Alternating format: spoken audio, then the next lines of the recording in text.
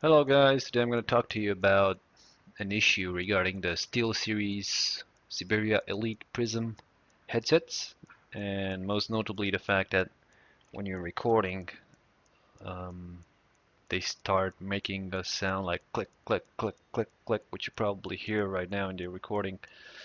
So one of the ways I managed to fix this was to create a new profile, and let's name it recording and save it. And what I actually what I've actually done was just to set this to audio volume trigger, and this will shut down the colors within the headsets. But yeah, I guess you wouldn't mind that. So right now you probably noticed that the click click click sound has just went away. So this is my solution.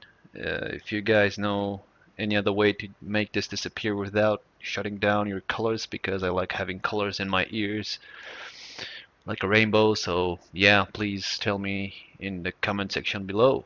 Cheers, bye.